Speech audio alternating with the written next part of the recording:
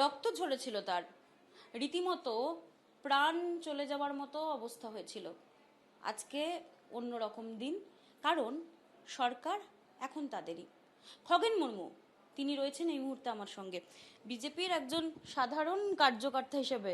খগেনদা, আজকের দিনটাকে কিভাবে দেখছেন, এবং সেদিনকের কথা, সেদিন যারা টার্গেট করেছিলেন, সেদিন যারা মারধর করেছিলেন, আমি দেখছি আপনি আবেগপ্রবণ হয়ে পড়ছেন, আজকের দিনটাকে কিভাবে বলবেন? আজকের দিনটা এতটাই আনন্দের এবং খুশির দিন, যেদিন হচ্ছে আমাদের প্রথম ক্যাবিনেট বৈঠক হয়েছে। ইতিমধ্যে হচ্ছে আমাদের 5 জন ক্যাবিনেট মিনিস্টার, তার সাথে মুখ্যমন্ত্রী, তারা বসে আলোচনা করেছেন। এবং এটা হচ্ছে যে আমাদের দীর্ঘদিনের, দীর্ঘ 75 বছরের প্রত্যাশা মানুষের, এবং যেভাবে মানুষ আক্রান্ত হয়েছেন, আমিও আক্রান্ত হয়েছি, আপনি উল্লেখ করেছেন। তো সেটার আজ অবসান হয়েছে। মানুষ আজকে হচ্ছে যে নিজের অধিকার নিয়ে একজন রাষ্ট্রের ব্যক্তি হিসেবে, যেমন আমি নিজে একজন রাষ্ট্রবাদী দলের একজন সাধারণ কর্মী, এবং আমি যেভাবে কাজ করি একজন সাংসদ হিসেবে, আজকে আমাকে মানুষ আশীর্বাদ করেছেন। সেই সুবাদে আমারও যেমন খুশি এবং আনন্দ, তার সাথে সাথে বাংলার সমস্ত মানুষ, পশ্চিমবাংলার সমস্ত মানুষ যে আনন্দ আজকে তারা উপভোগ করছেন। প্রত্যেকে আজকে যারাই আমার সাথে যোগাযোগ করেছেন ফলাফলের পর, সবাই বলছেন এটা আজ আমরা ভাবতেও পারিনি, কল্পনাও করতে পারিনি যে মানুষ এতটাই ঐক্যবদ্ধ হবেন, এবং আমাদের আশাতীত একটা রেজাল্ট। এটা একটা বিশেষ করে আমাদের এই জঙ্গলরাজ থেকে মানুষকে একদম যে বলা যায় আজকে একটা যে সুখের রাজ্যে, অর্থাৎ আমরা আজকে সোনার বাংলার কথা, যেটা আমাদের দেশের মাননীয় প্রধানমন্ত্রী আমাদের হচ্ছে নরেন্দ্র মোদীজি এবং স্বরাষ্ট্রমন্ত্রী মাননীয় অমিত শাহজি বারবার যে কথাটা বলে গেছেন, এবং আমাদের রাষ্ট্রীয় সভাপতি সম্মানীয় আমাদের নীতিন নবীনজি যে কথাগুলো বলে গেছেন, যে মানুষের সুরক্ষা দেওয়া বা আমাদের দেশের সুরক্ষার সাথে আমাদের পশ্চিমবাংলার সুরক্ষা, এটা খুবই দরকার।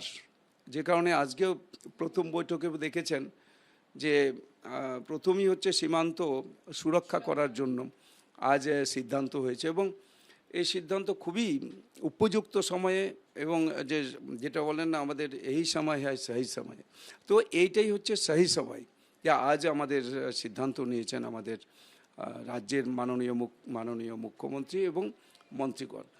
খগেন মুর্মু এই রাজ্যের ভোটার হিসেবে, বিজেপির একজন সাধারণ কার্যকর্তা হিসেবে এবং সাংসদ হিসেবে তো বটেই, মুখ্যমন্ত্রী শুভেন্দু অধিকারীর কাছে তার চাহিদা কি, তিনি কি এক্সপেক্ট করেন?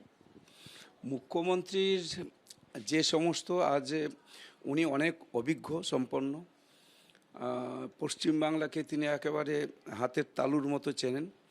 পশ্চিমবাংলার রাজনৈতিক চিত্র, পশ্চিমবাংলার যে বিভিন্ন সমস্যা যা পশ্চিমবাংলাতে এখনও আছে বিদ্যমান, যা হচ্ছে যে আমাদের রাজ্যের মাননীয় মুখ্যমন্ত্রী শুভেন্দু অধিকারী মহাশয় তিনি যেভাবে পদক্ষেপ করছেন, একদম মানে যেটা এই মুহূর্তে দরকার সেটাই তিনি নিচ্ছেন। অর্থাৎ এটি হচ্ছে একজন ভারতীয় জনতা পার্টির কার্যকর্তা হিসেবে, একজন রাষ্ট্রবাদী দলের একজন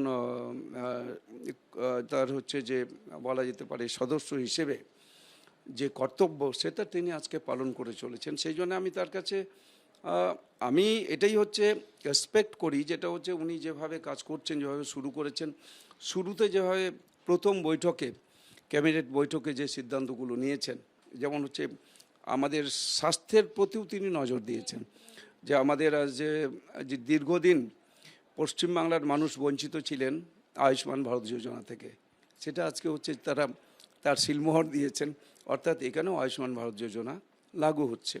তো এইভাবেই হচ্ছে আমাদের এখানকার চাহিদা পূরণ হবে।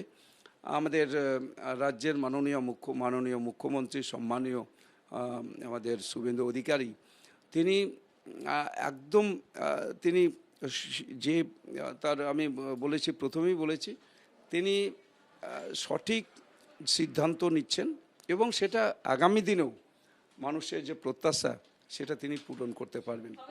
শ্রমিক ভট্টাচার্য তিনি স্পষ্ট করেছেন যে এখন হঠাৎ করে বিজেপি কেউ দাবি করলেই তিনি বিজেপি নন।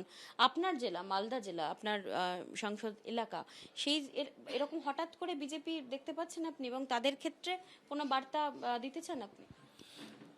আমাদের রাজ্যের সম্মানীয়, আমাদের সভাপতি সম্মানীয় যে আমাদের শ্রমিক ভট্টাচার্য মহাশয়, তিনি প্রথম থেকেই বলেছেন যে পার্টির সিদ্ধান্ত হচ্ছে খুবই পরিষ্কার, যে হঠাৎ হঠাৎ কেউ এসে বিজেপিতে যোগদান করবেন এটাও আমরা কিন্তু কখনো এটা মেনে নেব না। এক, দুই, উনি বলেছেন ভারতীয় জনতা পার্টির পতাকা নিয়ে কেউ কোনো রকম এখানে হচ্ছে আমাদের যে বিশৃঙ্খলা সৃষ্টি করবেন না, কোনো জায়গায় কারো পার্টি অফিস ভাঙচুর করা বা কোনো একটা হচ্ছে যে ব্যক্তির উপরে আক্রমণ করা, এই সমস্ত আমরা কিন্তু বরদাস্ত করব না পার্টির পক্ষ থেকে, সেটা উনি বলেছেন।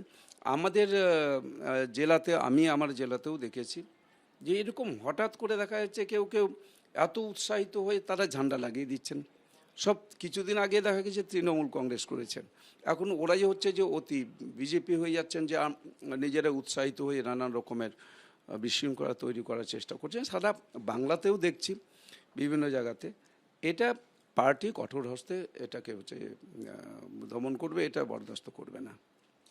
হঠাৎ করে কেউ এসে ঝান্ডা লাগালেই বিজেপি হয়ে যাবেন এমনটা নয়।